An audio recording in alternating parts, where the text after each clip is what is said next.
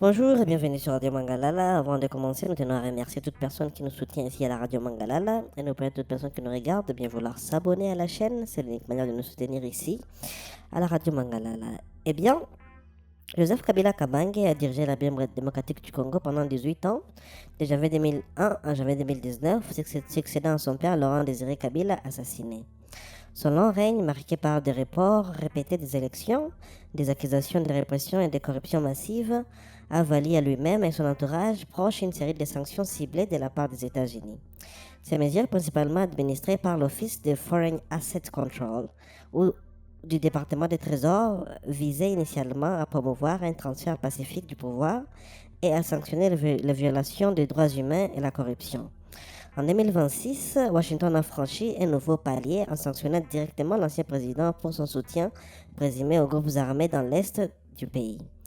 Le mandat constitutionnel de Joseph Kabila devait prendre fin le 19 décembre 2016. Cependant, le gouvernement a invoqué des problèmes logistiques pour reporter les élections présidentielles.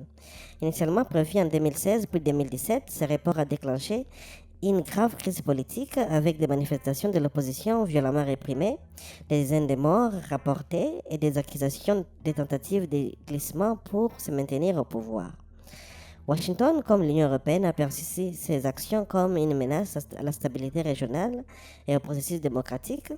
Les sanctions américaines se sont appuyées principalement sur les Executive Order 13 413 de 2006, amendé par l'IO 13 671 de 2014, qui autorise des mesures contre les personnes ou entités menaçant la paix et la sécurité ou la stabilité de la RDC, notamment en sapant les processus démocratiques ou en commettant des violations graves des droits humains.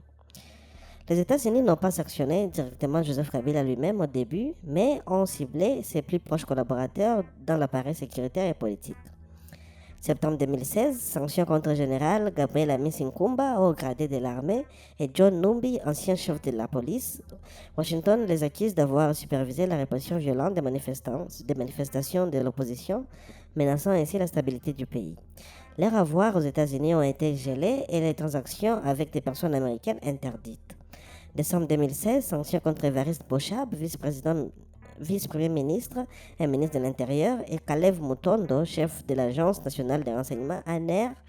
Bochab, décrit comme un acteur clé de la stratégie de maintien au pouvoir de Kabila, notamment via des tentatives d'achat des députés. Mutondo a été accusé de répression des opposants, d'arrestations extrajudiciaires et de possibles liens avec des exportations illégales de minerais. Juin 2017, désignation de François Olenga, chef de la maison militaire du président contrôlant la garde républicaine. Olenga était accusé d'avoir supervisé des opérations de sécurité visant à réprimer l'opposition politique. Son complexe touristique Safari Beach a également été sanctionné.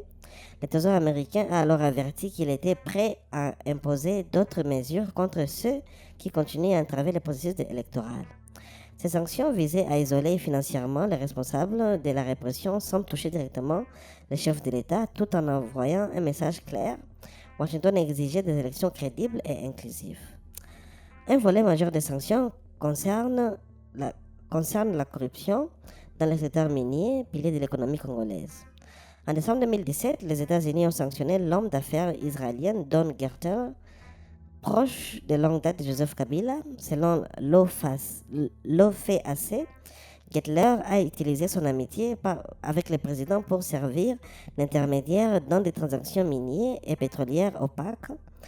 Entre 2010 et 2012 seulement, la RDC aurait perdu près de 1,3 milliard de dollars de revenus en raison de la sous-évaluation d'actifs vendus à des sociétés offshore liées à Gettler. Washington a ensuite élargi les sanctions à plus de 30 entités affiliées à Gettler, accusées de faciliter cette corruption systématique. Des enquêtes ont également mis en lumière des liens présumés avec la famille Kabila, y compris via des banques comme la BGFI Bank DRC, dirigée par un frère de Kabila. Ces pratiques ont été qualifiées de pillages de ressources naturelles, privant la population congolaise des revenus essentiels pour la santé, l'éducation et le développement.